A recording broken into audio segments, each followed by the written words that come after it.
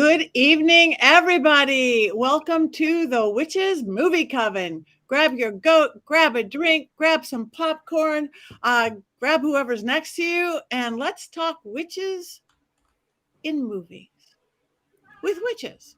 And we want you to talk, and we want you to join in as well. Sorry, I'm going to turn this over to my co-host. I am Patti Negri. I am one of your hosts, and I'm going to let everybody else introduce themselves, starting with Jason in a clockwise way, because I'm going to stop talking for 10 seconds.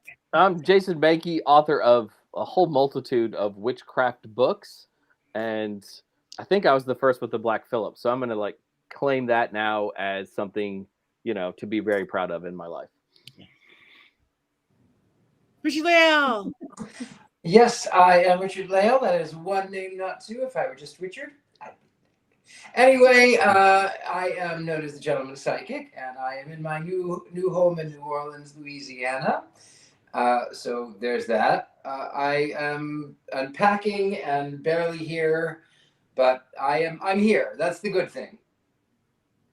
It's amazing. I mean, he's literally been there just hours. I was seeing him last night on live, and your everything you own was still on the street. Not that many hours ago. It was the movers were exhausting. I was paying them by the hour, and I had them for 2 hours. It was kind of expensive, but I had these movers, and they would take a break and go down to the corner store. And then they would sit down on their phone, and they'd take a phone call, and then they'd come inside with the tiniest little light box. And finally, when it came down to right at the end of 2 hours, I said, listen, all of this other stuff I can get in, but I need for you to just take everything out of the truck and just set it on the street, because there's 4 big things that I can't carry. I'll carry the rest. I can't carry those things. So we did that, and then I had to tip them even extra to ensure that they would take those things out. But it's fine. It's fine. I'm here. The house is in chaos, but I just moved in a few hours ago. Congratulations. Wow. Okay. Heather. Hi, I am Heather Greene. I am the author of Lights, Camera, Witchcraft, a book that focuses on witches and witchcraft in movies. I am also an acquisitions editor. There it is, an acquisitions editor worldwide, and a journalist that focuses on the occult and witchcraft in news. So, and here I am. Yeah, with my friend. That's a clue. And Courtney. That's me. I'm Courtney. I'm Ghostbait on Scared and Alone. I am a Twitch streamer of all things horror games. I am not so good at it practicing witch, and our resident Salem expert, I've decided to call myself. So there we go. And I'm here, and I'm excited, and I can't wait to get into this. Also, I have new Mystery Control merch on for everyone keeping track of how much money I spend. This is just for you, Richard-Lael, your famous quote. And if I may say so, I think New Orleans already agrees with you, Richard-Lael. You're glowing, and not just from the heat, I don't think. Well, thank you, my dear. Thank you. I think it's because I'm not wearing any makeup. Oh. Also, I'm very red. I'm very red because when I was moving, I drove with the top down, like trying to get to the truck, and I was wearing very casual clothing because I didn't want to get stuck in Alabama. Oh my. Oh, well, we are glad you made it. And thank you. And again, I'm Patti Negri. You might know me from The Witching Hour, my regular podcast, same producer. I have a book, Old World Magic for the Modern World. I've been doing the TV show Ghost Adventures since 2015. And let's talk movies. This week's movie, The Muppets Wizard of Oz. Heather, do you have anything from your book upon this fabulous film? I know it was mentioned. I don't remember what I said honestly about it. I don't focus on it too much other than to mention it. The Courtney's gonna look it up. Apparently, Very demure, like flipping, Courtney. I was like, I'm gonna Very cheat and look impressive. it up. the essence, I think the important things to know about this movie are generally about the Muppets. I like to talk about the Muppets and not necessarily specifically about this movie. The one thing about this movie to know is that it was put out right when Disney bought the Muppets. So this is, I believe, the last picture that was jointly produced between Jim Henson Company and Walt Disney before Walt Disney got full control over the Muppets. The interesting thing I was researching, and it would take a lot more time and digging, is why Warner Brothers did not go after this movie. And we can talk about the specifics of this later. Is Warner Brothers owns The Wizard of Oz and has in more recent years really been cracking down on people's their copyright infringement of the movie The Wizard of Oz, the MGM movie. And we can talk about that later if it comes up. So they did not, even though this movie is clearly not a mockery, but a derivative of the 1939 movie. It really isn't a adaptation of the books. It's very much one of the movies. So it's interesting that Warner Brothers didn't have anything to say. If they did, I haven't done detailed research though to see what kind of conversations or joint productions happen there. But the interesting thing about the Muppets is their heyday was in the late 70s and 80s, and I was a massive fan. At the time, they made some amazing, fun movies that are classics. The original one is the best, in my opinion, the Muppet movie. They did the Muppet Show, which was on, I think, every Monday or something like that. And then Jim Henson, who is a spectacular genius, and his work transcends even the Muppets, from Sesame Street, who own his characters there, to The Dark Crystal, which I loved at the time, Labyrinth, The Witches in the 90s. He actually died right before The Witches came out, Jim Henson, of I believe it was a sepsis. He had an infection or something. So it's tragic loss. He is a brilliant genius. The work he did pairing with Brian Froud and Frank Oz and all of these, just absolutely something that needs to be celebrated. And now, of course, Muppets was bought by Disney, so Disney has done the stuff since then. And according to what I've read and I understand, is that Disney did try to get involved earlier, and it was his daughter, Jim Henson's daughter, that eventually made the sale possible. So, and she was in support of it back in so we can talk about that as well. But that's just the basics. Disney has always flirted with The Wizard of Oz. The Muppets seem to be a good answer for that. We can talk about whether this worked or not as we go. So there's your little history. Thank you. Thank you. Does anybody want to volunteer to go first? Waka waka. That sounds like a volunteer. What? Well, all right, fine. So I am not the biggest fan of The Wizard of Oz to begin with. I'm so sorry if that hurts anybody's feelings. But I know. There's a reason Heather's frozen right now I because of know. your comment. That's why I try to sneak it in. Mm-hmm. Hopefully she can't hear me.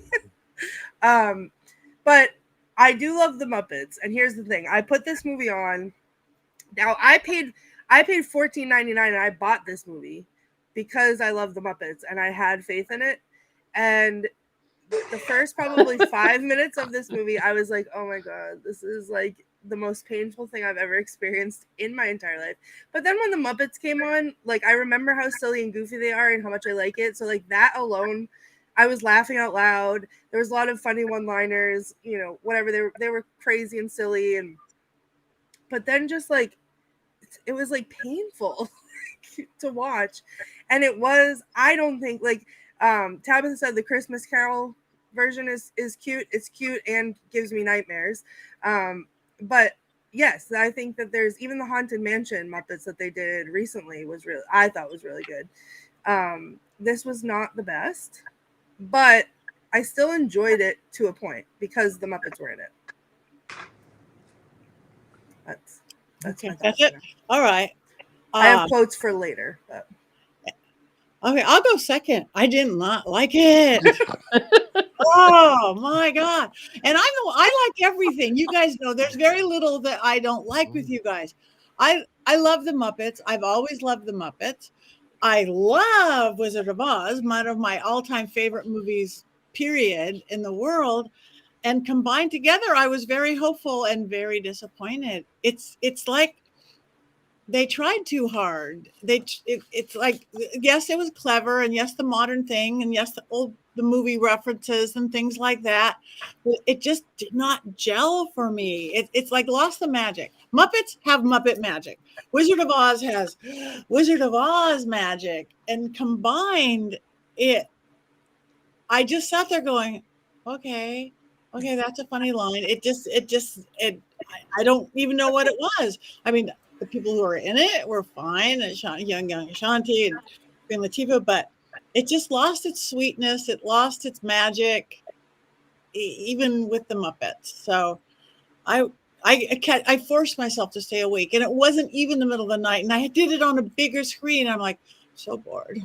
I'm so bored. And again, this is probably, of all the movies we've watched, like my least impressed by, of even all those other bad ones. It's just like it didn't work. It didn't work. No energy. No energy. I don't know. So that's me. Okay. Jason wants to talk. When I was 5 years old, I lived in East Peoria, Illinois, and I found out that in Chicago at the Museum of Science and Industry, they were going to have a special exhibit of the Muppets, like the actual puppets that you could go and you could see them. At that point in my life, I used to watch the Muppet Show on a TV tray, made my father take me to all of the Muppet films. Also loved Emmett Otter's Jug Band Christmas with a passionate fire that I still have that my wife does not quite understand. I love the Muppets. When the 2011 The Muppets movie came out, my wife and I went to the theater. We were probably the only people there without children. I cried. I loved it so much. I'm absolutely in the tank for the Muppets. This is a weak Muppets project, but all of the Muppet projects were pretty weak in the early 2000s, so I was not particularly surprised by that. It's also very kind of stuck in its time. There's a lot of jokes that are really stuck. What, in 2003, 2004, there's a joke about Napster that has not aged particularly well in the film. You know, I screamed. There's little moments of Muppet fun in the movie, but it just doesn't hold up with sort of the great ones. And it's not a surprise. This is a made-for-TV movie, right? This isn't a big box office production like some of the earlier and now some of the later Muppet films. Okay, thank you. I will say there are a lot of things I did not like about the film. It did not have the magic. However, what made it worth it for me was one line by Fozzie the Lion. Bear, where? That line is, they end up by going to see the wizard. And the guy opens the gate and he says, "Who are you?" "I'm Dorothy." "And who are they?" "We're friends of Dorothy." And that made me guffaw because that is a gay term. When people were in the closet in the 70s, they couldn't come out, and they couldn't. If you were a friend of Dorothy, it meant that you had a penchant for shoes and that you were also fond of rainbows. So you were a friend of Dorothy. So the fact that Fozzie the Lion is a friend of Dorothy, that made me laugh. That was the pinnacle. I also have to admit, I liked the fact that they did silver shoes, because that is closer to what is in the book, even though that's the only thing that's closer to the book. What also I thought was funny was when Miss Piggy as the good witch, she says, the shoes are, they're not, what are they? Manolos. I think Manolos. Yeah. They're Manolos. Yeah, it had a few moments, but there were a lot of other moments that I could have done without. So Heather, a couple questions for you. You're the Wizard of Oz lover par excellence, right? And I know Patti loves the movie too. But I mean, there were silver shoes. the Munchkins help Dorothy 2 times in this film. That's really different than the MGM version. Is that in the book? Is that from the book? Maybe that's why they weren't sued. There was too much from the movie for them not to have a stake, not to have Warner Brothers have a stake. I'm not a lawyer, but this movie copied. It was distilled down enough to copy, and it wasn't just the storyline. Yes, I don't know. I don't remember about some of the details, but if you look at the actual production values, if you look at the way they designed Emerald City, if you look at the way they entered into Munchkin Land, For sure. there's the tiny little details. This was most certainly a copy of The Wizard of Oz 1939, and the Muppets do that. That's one of the things they do.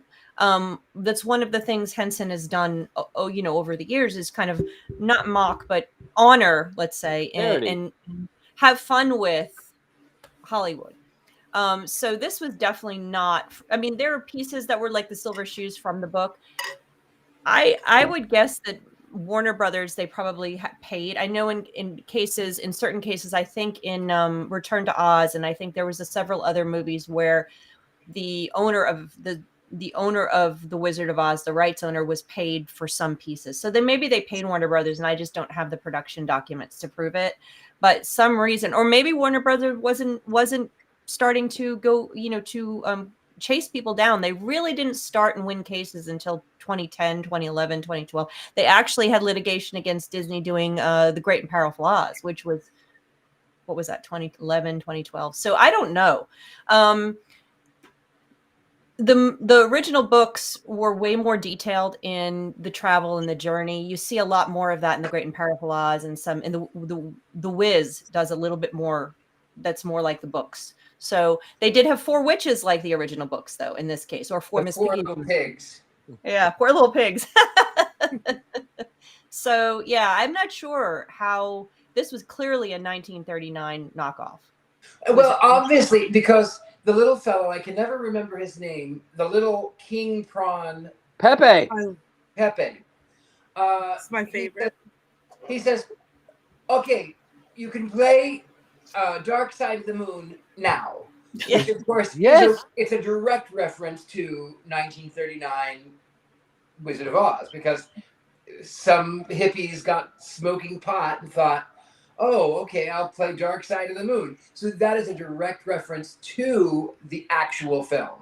Yeah. Even if it's only about through that one piece of music, it's a direct line.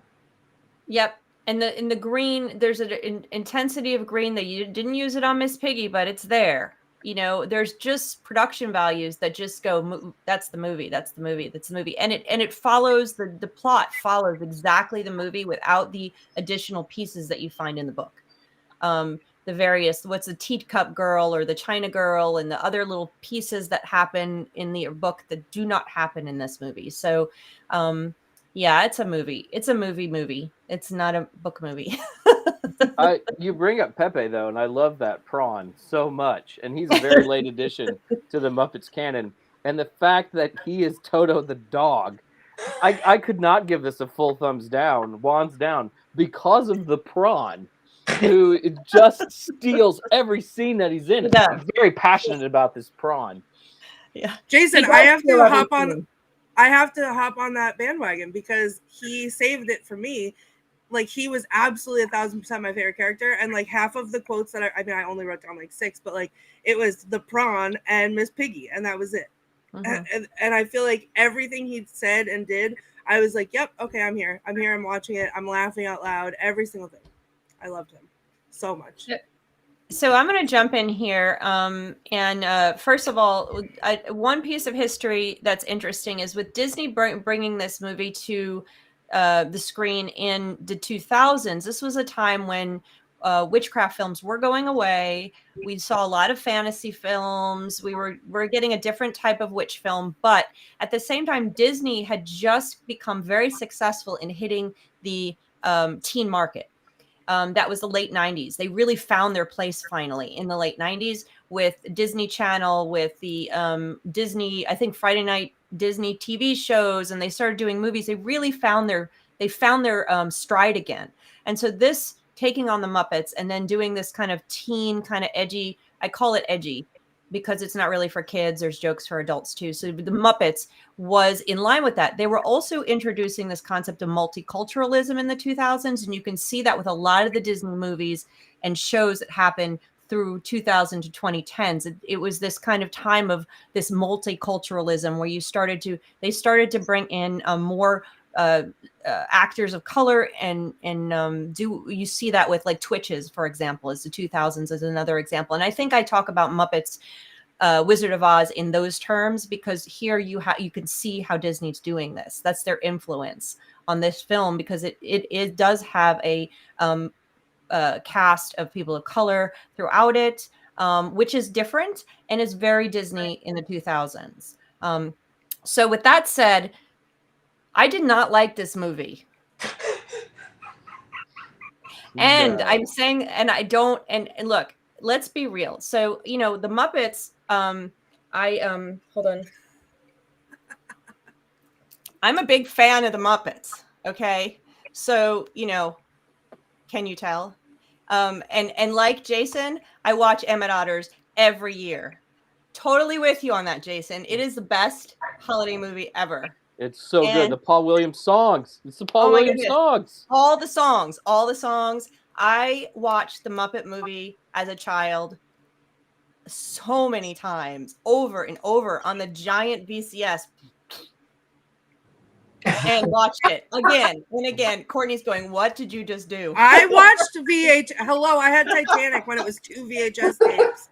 Did you do the one that went like this and went down with the buttons?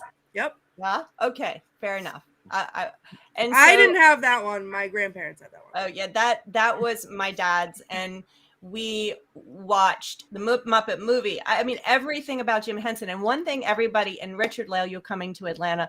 The Muppets, Jim Henson has, or I think it's still there, the Center for Puppetry Arts in Atlanta is tied to the Jim Henson estate, and they have some of Jim Henson's puppets there. And I haven't been there in years, but the last time I was there, they had expanded the display, and I walked in and I was weeping. I was just weeping. They had Ernie, Bert, Big Bird. They had Doozers.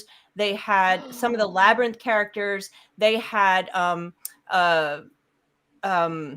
Skeksis. They had, like, it was just like, I mean, Fraggle Rock, man, I could not get enough of Fraggle Rock. So anything Muppets was totally, I was game for. This, however, being a lover of the Wizard of Oz, like Patti said, and a lover of the Muppets, you would think, yeah, I'm sorry. You're right. There, when I suggested it, it was only because I Googled Muppets Witch, and then it came up with that song of Miss Piggy singing as the Wicked Witch, and I went, oh, well, that's kind of clever. And then after I watched it, while watching it, I felt like the fellows in the balcony. What is this show? I know it's about 30 minutes too long. It was an hour and 40 minutes too long, Richard-Lael, let's be honest. I wish we'd have gotten the TV version, because the TV version is 10 minutes shorter and there's no Kelly Osbourne. So that would have been much, much better. That was weird. It was, not only was it weird, but also, like, first of all, why? But then also because you're going to take this great multicultural cast, like Heather was talking about, you're going to take the person of color lead actress and turn her white for what? Right. For what? I love Kelly Osbourne, but for what? For what? Yes, I know Kelly, and I agree. For what? Yeah. For what? Why? Yeah, that was like if my jaw just dropped sitting there going. I was like, though, again, it's one of those things where she was very popular at that time. And this movie has a lot of little pop culture references that are not particularly timeless. No. The Napster line though, Jason, I screamed out loud and I was like, not the Napster. Oh my God. Like I'm so excited.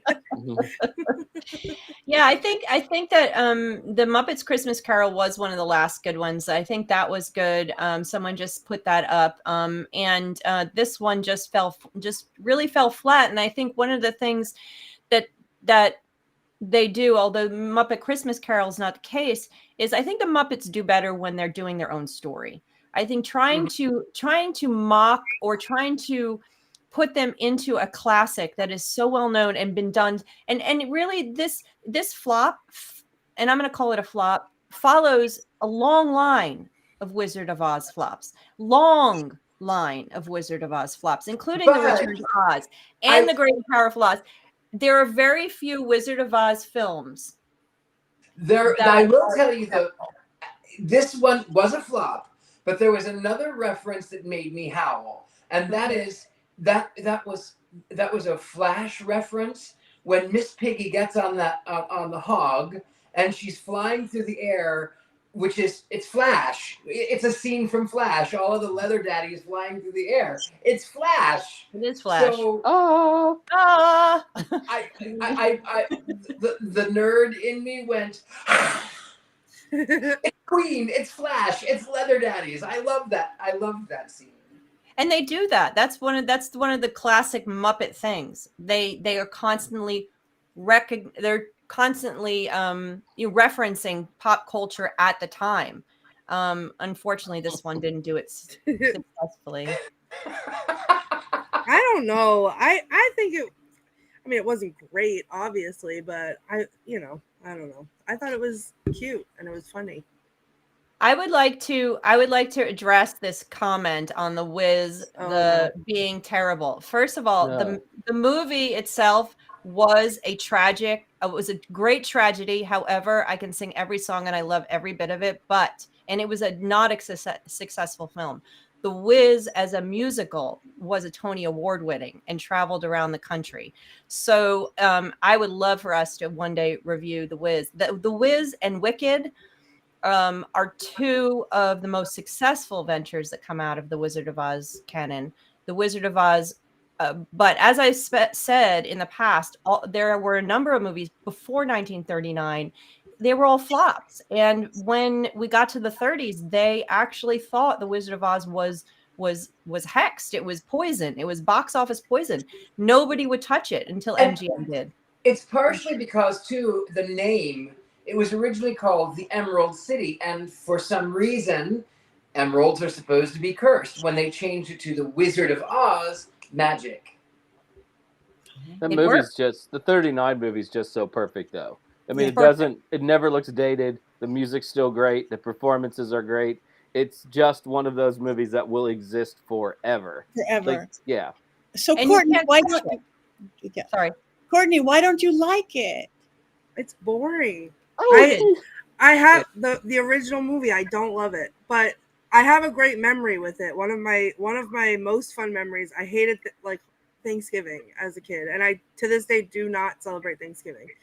But one of the best times was there was a small theater in my hometown, and after dinner, my family surprised us and took us to the movies, which was just the coolest thing, because why would we ever go to the movies on Thanksgiving? And we saw The Wizard of Oz, and that spawned my tradition that I keep now, and I think about it every year, that The Wizard of Oz is what started it all. But my son and I, instead of having Thanksgiving dinner, we go to the movies. And I love movies, and so it was really special to me. But rewatching the film today, it's hard for me to get through. I don't love it the same way that you guys do. It's slow to me, and it doesn't capture my attention in the same way. I have a VHS copy of it that was taped from TV in 1979 during the Iran hostage crisis with the commercials. So that might change your attitude towards it. You can watch the commercials. There's Reese's Pieces and all kinds of other fun commercials to watch from 1979, along with the CBS logo with the rainbow and everything. That might change your attitude. See, I'd love. I'd love that. You've talked about that before, and you've talked about making copies of it or something. Whoa. Okay, I'm going to work on that. I'm going to try to get some DVDs out to everybody. Well, yeah, there are those places that do that, right? Where you can like send them a VHS tape and get like a digital copy of it. Like I would watch that and I'd probably love it. You just watch the commercials with the I mustard would love colored jackets on the TV guys and all that stuff. Oh, it's fantastic. Right off of New York TV. It may tickle the ADHD in my brain that cannot sit through the Wizard of Oz. So you never know. Maybe I'll appreciate it differently. I miss those good commercials. When I was a kid, that was oftentimes the thing I looked forward to in a show. I loved the commercials. Count Chocula and Hot Wheels and Micro Machines, the guy who spoke really quickly. Micro Machines, not a real thing. I mean, I miss those. I used to have a tape of like all my favorite Christmas specials when they were on TV, like obscure ones, but also like Rudolph or whatever. But then all the obscure, like there was, I forget what it's called, but the mice are in the clock and they're the clockmakers. That's The Night Before Christmas. All right, I don't remember it, but Sorry. I just have this weird memory of it. I did write a Christmas book. I know all of this stuff, backwards and forwards. But I used to have a tape with all those that we taped, and that was probably in the late 80s, early 90s, and they were like with all the commercials on them, and so commercials give me nostalgia because I used to watch that every year. That was how I watched my Christmas movies. I love that. I also think that like the specialness of all this is gone, right? Because you can watch it anytime that you want to watch it. And for people of an age, like you got to catch Rudolph once a year. You got to catch The Wizard of Oz once a year. And if you missed it, it was just too bad. And, it was tough to watch TV back then. I mean, that's what we needed TV Guide for. And I think people take that for granted today. And it's easy to kind of be blasé about things because you can see them anytime that you want to. Right. And you had to get up you either had to get up and change the channel, or you had that Space Command remote with the blink, blink, blink. You had 4 buttons. Blink, blink, blink. I think somebody just asked a really good question. Would this movie have been better if Jim Henson was involved? So Jim Henson died in 1990, right before The Witches was released. And so what do we think? I think it probably. I would like to say it would be. I would like to believe it would be. I don't think everything he did was perfect, and not everything has stood the test of time he's done. Some of it's very dated. I think The Dark Crystal is very dated, although I enjoy it. So it would be interesting. I don't know. It's an interesting question. What do you guys think? Could Jim Henson have saved this? Different. I don't think it needed saving. I thought it was funny. I don't love it. It's not my favorite, but I'm not sorry that I paid $14.99 for it. The more I think about it, the more I'm not sorry. If I had paid $25 for it, I probably would have called Amazon. If Jim Henson was alive, I don't think it would have been made. That is what I think. So we would have been spared this degradation of the Muppets. Probably it is a degradation of both. I want to comment to everybody's talking about commercials because somebody said you hate them and they're boring now or they're just annoying now, but they can't spend that much money unless it's Super Bowl where people pay $1 billion to be on it. Who watches commercials? Only people who watch sports. Yeah, it's you watch even if it's a regular TV thing. My husband will record it and then you sling past them. So. Speaking of commercials, I'm gonna tell you all a secret. Not really a secret, but it's gonna tell you a lot about me. My go-to like comfort movie. Can we guess first? Because I think that would be fun. Oh, go ahead. I'm gonna say that you were in a Life cereal commercial. No, I was not in anything. My go-to like comfort movie that I watch like when I'm trying to go to sleep. The Princess Bride. I love The Princess Bride. That's not it though. The Witch from the Sea. No, that's what I watch when I want to have nightmares. Gremlins. Oh no. Patty, any guesses? Birds. The birds. Ooh, the birds. Patty, what do you think of me? That I'm just kidding. Well, that was my favorite one growing up. It was Wizard of Oz and the Birds. I was this little bitty. Yeah, I love Hitchcock. No, so it's Twilight because that's embarrassing. So, but I am so annoyed by commercials today that I went to go watch Twilight the other night. Okay, put that down, Jason. Sorry, you just mentioned the Twilight movie, so I had to disinfect Yeah, the office. it's a drink, and especially if me being in the vampire community. I know. It's not good. They're not good. I'm not saying they're good. I just enjoy them. But I went to put it on the other day, and it was free on Tubi with ads, and I got so annoyed by the ads that I went and paid to buy it so that I didn't have to watch any ads. But like back in the early 90s when the ads were good, I would sit and watch things through commercials when I didn't have a choice, but I liked it then. But now it's too easy to just watch things without them, and it was worth it for me to pay the $8.99 for Twilight. So That's so I agree. I have a Twilight. I want to story. hear your Twilight I have a Twilight. So years ago, when I was living in San Francisco, my friend drove up from San Francisco and spent the night, and then we drove back down to Los Angeles, and I spent the night, and then we drove back up to San Francisco where she spent the night, and then she drove back to Los Angeles, which was silly. I should have just gone to Los Angeles. That was really how it should have been, but it was not. We ended up by going to this bar, and I thought, you know what? I am going to douse myself in glitter. I will look like a gay vampire. I will douse myself in glitter. And then I ended up, I pumped the gas for her. And of course it got on me. And someone said, "Who smells like gas?" But the funny thing was that for years, she would tell me, "There's one sparkle dust in my bathroom, and it sort of is embedded from your visit. It is still there." And I laugh every single time. It was years until she moved away. That's awesome. That's hilarious. Right? That's funny. Glitter for I looked like a vampire in the sunlight, a Twilight vampire in the sunlight. gassy glitter. Colin makes a good point. The ultimate in marketing, they now make money from us paying to not watch commercials. 100% true. Mm-hmm. It's very true. That's streaming for you. But also commercials are boring anyway now. Before they used to have, remember the Noid from Pete Domino's? Was it Avoid the Domino's? Noid. I love him. And the California raisin. I was a California raisin in a dance recital, and then they gave us dolls of the California raisins, and I had to throw it away because it gave me nightmares, and I woke up screaming that the raisin was staring at me. And the love of dolls begins. Most of you guys are probably too young, but when I was a kid, it was post Raisin Bran raisins. There was this group of heavyset guys in a bowl of cereal.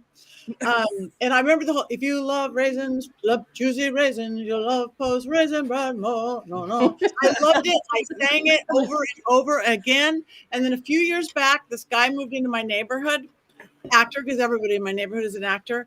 And when I found out that he was one of the guys in the bowl of cereal, my whole opinion of it, Jay's like, "Oh my God, you're a raisin." And he was beautiful. Bob Berry. I can't tell you how many of my intrusive thoughts are jingles from commercials that I used to watch, like 1877 cars for kids. No. In the head. There's intrusive thoughts. Commercials were made to do that. Oh, like we're spraying again. No. It's my money and I need cash now. J.G. Wentworth. You need to stop. You need to stop. There's a really great little Simpsons joke where they talk about, like, let's sing some family songs together.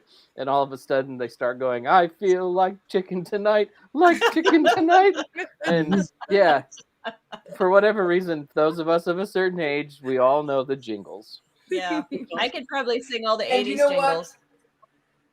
I have an inkling that this film that we watched would not have been nearly as horrible. It would have also been longer. It would have been 4 hours instead of 2. But at least if it would have had good commercials from 2003, maybe this would have been a better film. Yes. Well, I don't know about that, Richard-Lael, but okay. I do have to say, I'm going to say something positive about the film because it's a bad film. And it's not one of those bad films that I talk about that are important, because it really isn't, other than to mark the fact that Disney's part of it in the multiculturalism attempts and all that. But I do love seeing my favorite characters. I do love it when Miss Piggy is sees Kermit for the first time at the end of the film, and they do their whole classic, oh yeah, and Kermit's like, and she says, who is this handsome guy? And of course the prawn comes up and says hello, and then she just goes, wow, get away. I love going from her sweet part to her just violent, they captured the classic, like when Kermit appears for the first time, I just want to hug him. They retain the characters. They retain the characters that I love. Miss Piggy was Miss Piggy for most of it. Even she didn't do a good Wicked Witch of the West. I didn't buy that. I didn't like the whole biker thing. That ruined the whole witch thing for me, and it really was problematic. But I saw her, and Sweetums was there, and Floyd, and Dr. Teeth, and seeing all my favorite characters who I adore in other films, it was nice to see them. And it was nice to see them playing, they cast it right too. Kermit should be the Scarecrow, and Gonzo is great as the Tin Man, and definitely Fozzie plays the lion. It works. All of that works. The movie is terrible. Courtney, what are your quotes? Because I always look forward to that. So I have some. Okay. Speaking of the scene that Heather was just talking about, like Kermit's like talking about, I work in the fields. Or on the farm or whatever, and she goes, I love agriculture, plowing the fields, rolling in the hay, and I was like, get it, girl. Like, you got it. And then one of my all-time favorite lines from the movie was in her song that she was singing about, the one that we talked about earlier. One of the lines in the song was, there's only room for one rock goddess in Oz, and I thought that was pretty awesome. Mm-hmm. And then she says in the beginning, I forget which witch she was at this point because it was very hard to pay attention, but she's talking about the shoes, and she says, but there's a powerful magic connected to them, and look how sparkly they are. Like, it's like, all right, yeah, I see shiny things like a crow too, and I get excited. But then the rest of mine are Pepe, because I loved him. Yeah. He burps and he just announces, this was me.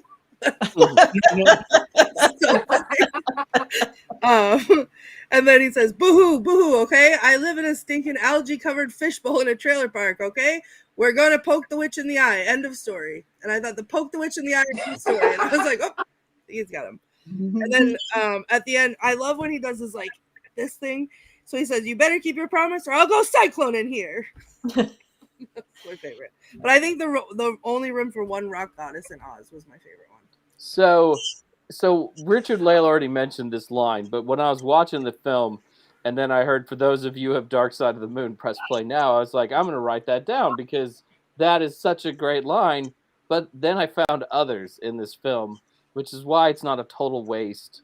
Statler and Waldorf are taunting our heroes, and one of them says, there are two reasons I don't like Lion's jokes. My ears. Which I thought was pretty funny. There's also some sort of adult humor in there. What happens in Emerald City stays in Emerald City, because that's what happens in Vegas stays in Vegas. And then there's one of the Muppets, and it's not a Muppet that I know, but he just says, you can have everyone spank me and call me names. Which I was like, whoa, yeah.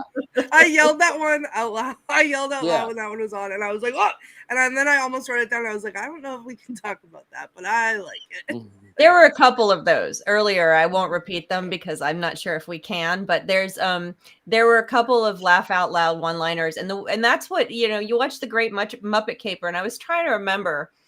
I love The Great Muppet Caper, and it's definitely it's not as refined as the first movie, but that's what they do. The Muppets are one-liners. That's part of their personality, but they're famous for them. So there were good one-liners throughout. There was also, and I didn't write it down because it was so long, but I loved, and I was thinking how good it would look on a t-shirt if we made it into a checklist. The whole thing that she goes to where she's like, give me the great silver whistle, and he's like, the werewolves are on vacation, and then like, okay, well, give me this thing, and it's like, well, the crows are at a wedding, and like, give me this thing. Well, they have a religious holiday today. So then she lands on the enchanted biker cap, and the flying monkeys can come. We talked a little about Ashanti in this movie, but some of the other cameos, and she wasn't a cameo, obviously, really surprised me. Like Quentin Tarantino was quite the shock. Random. Yeah, but I also think that if you have a chance to be in a Muppet movie and you're in Hollywood, you probably take the chance to be in a Muppet movie, no matter how bad that particular Muppet movie is, or how random your appearance will be in the Muppet movie.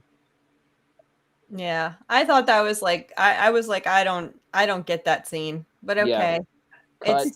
That was not necessary. But yeah, I agree with you. And I think the guy who plays, what's his name? Jeffrey Tambor? Yeah, Tambor.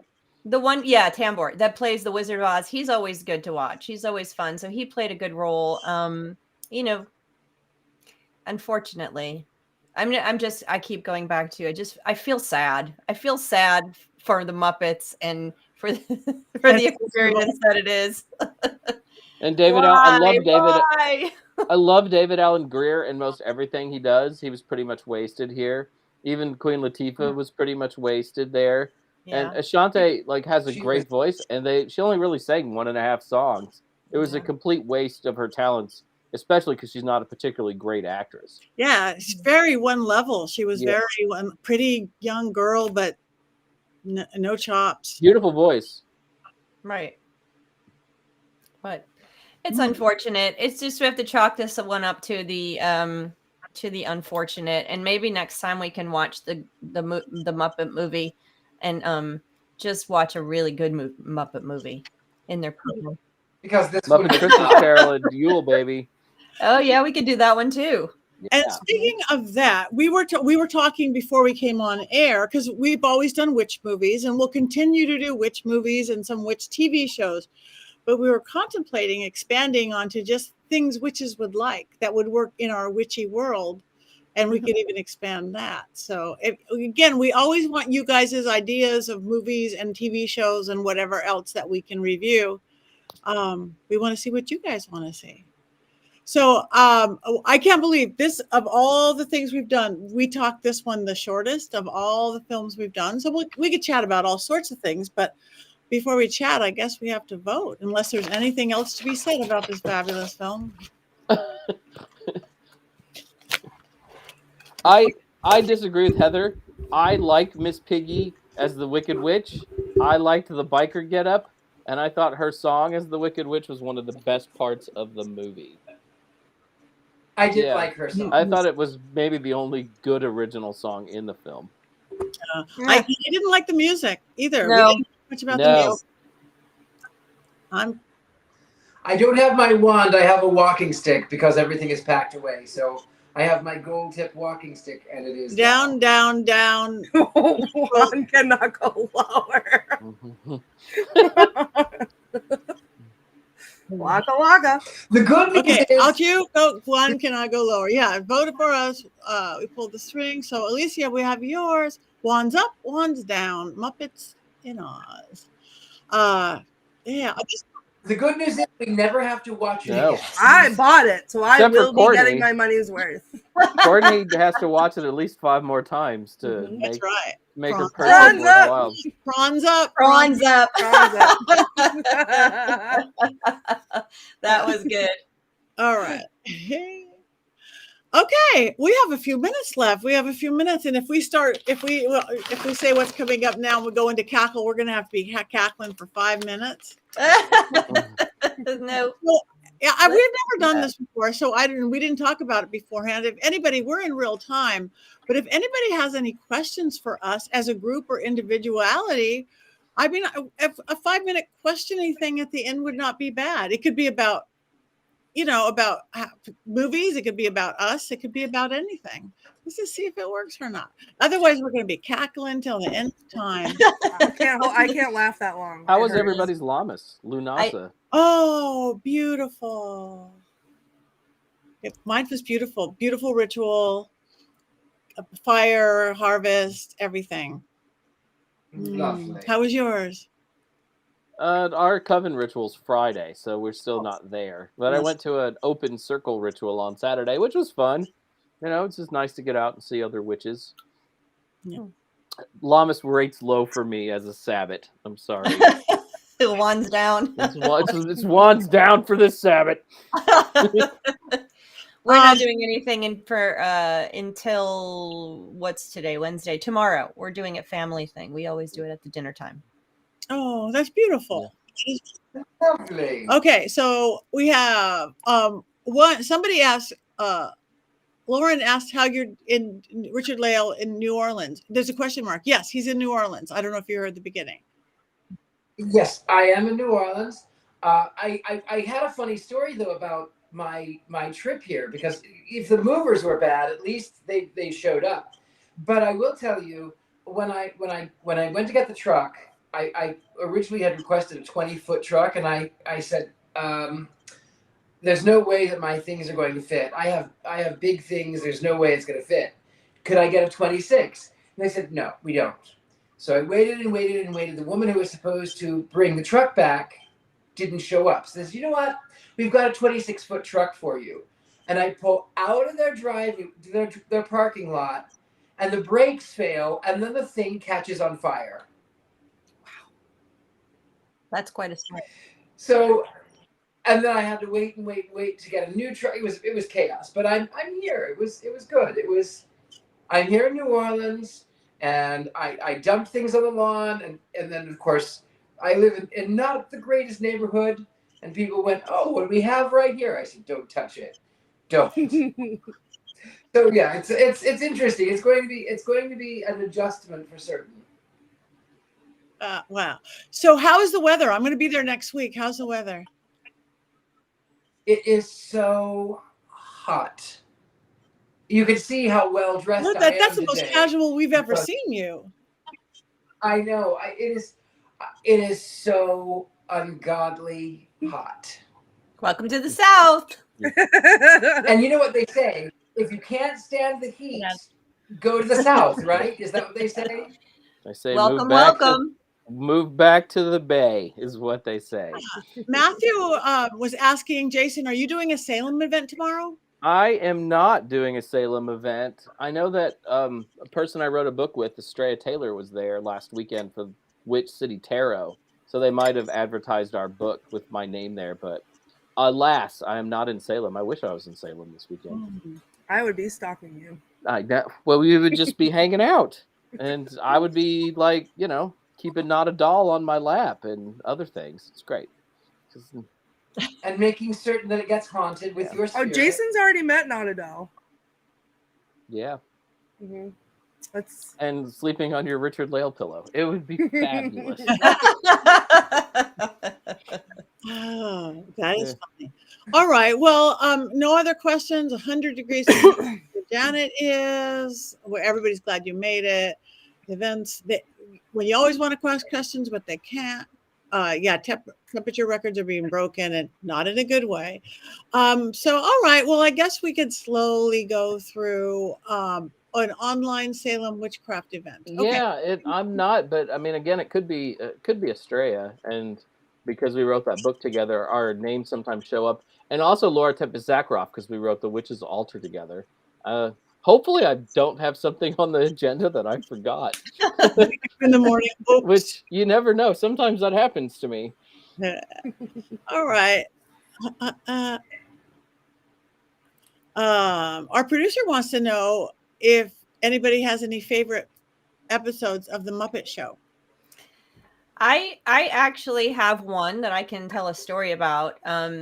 So this is going to take us way back to the time of the Muppets in the early days. First of all, one of the best things I loved about the Muppets growing up was another holiday special, which was John Denver and the Muppets. And I love the John Denver and the Muppets CD, and I have that CD or the music, the album, however you want to call it. So I still have that music because I'm a big John Denver fan as well. Me So too. you add the two things together and it's like, I cannot get over that. So that is part of my holiday Yule festivities, is listening, because Jason and I have that in common, as we love holiday music. And so as soon as Thanksgiving is over, because I wait till after Thanksgiving, Jason. As soon as John Halloween Denver is done. No. It No, starts. I wait till after Thanksgiving, and we bring the John Denver and the Muppets out. They're part of our holiday every year, along with the Emmett Otter songs. But one episode in the Muppet Show, which was I think Monday nights, 30 minutes or something like that every week, there was an episode where they're singing The Gambler with Kenny Rogers. Do you know that episode? You remember that sequence? Yes. That sequence scared me so much as a little kid, because I was so upset because the dude dies and they actually show him as a ghost. Yep. And so after that, every time there was any old Muppets that were supposed to be old people, it freaked me out. So, but I have a fondness in my heart for that in the song. And every time I hear The Gambler by Kenny Rogers, I think of the Muppets. Can I just hop in real quick? Colin just said I saw Halloween decorations on sale already today. And if I can just say, as someone who decorates their house, like that's when I go shopping for my home decor, my all the time home decor. They come out right after 4th of July, or like right at 4th of July is when it starts. You know, for us, we're putting up our Labor Day decorations right now. We have our stockings hung up for socialist Eugene V. Debs, who ran for president in the early 20th century. And we have a giant AFL-CIO banner on our porch. So, I mean, you do you, but I'm gonna support Labor Day first, because labor is important. Courtney, when you make it to Vegas, let me know, because I have a friend whose store, it's called the Halloween store. It's all year long, and she also has like real home decor, like lamps and rugs.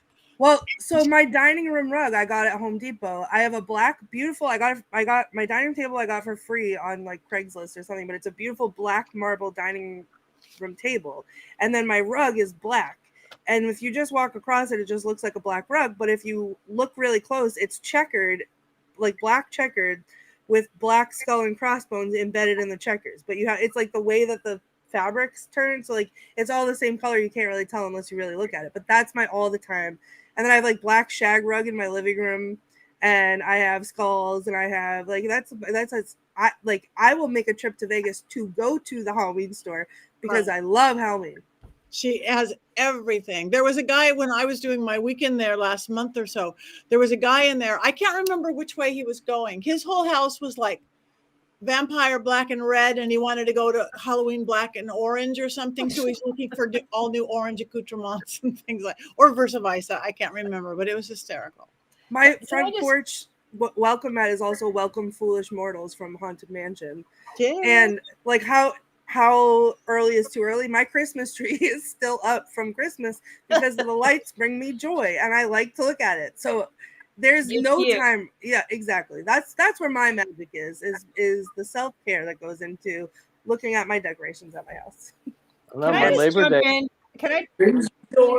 Day decorations bring me joy, Courtney. They bring me a great deal of joy. I love that for you. Okay, we're almost done though. Now we are over thin. So if anybody's got anything going out, say it really fast in 1 minute. I'm at Sacred Harvest Festival in Minnesota next week, Monday through Sunday. So it's very exciting. I've got the Debauchery Ball in Atlanta, second of September. something or other. Anyway, Debauchery. Coming September. up. Yeah. I've got Hex Fest next week, and I got Michigan Paracon 2 weeks after that. Anybody else? I have piles of manuscripts on my floor behind me that need to be read, that are fantastic books that you all will need in about a year when they're all published on the shelves. So that is what I am doing. And no, I'm not afraid of ghosts. And no, I'm not Heather Greene, the whiskey expert. Someone asked that earlier. I'm Heather Greene, the witch, not the whiskey expert. But you're not quite a novice either. HeatherGreene.net, not .com. It's my birthday month officially. So Oh. I get to celebrate myself all month long. And you get to pick our movie in 2 weeks, right? 3 weeks. 3 weeks. 3 weeks, yeah. Or What are I we don't doing know, next the end week? of the month. Did we decide what we're doing next week? No, we've got to. Okay, I guess we should have done it before we forgot. I'm so busy. All right, well, it's almost that time, so we have one more thing to do, which is here we go. 1, 2, 3.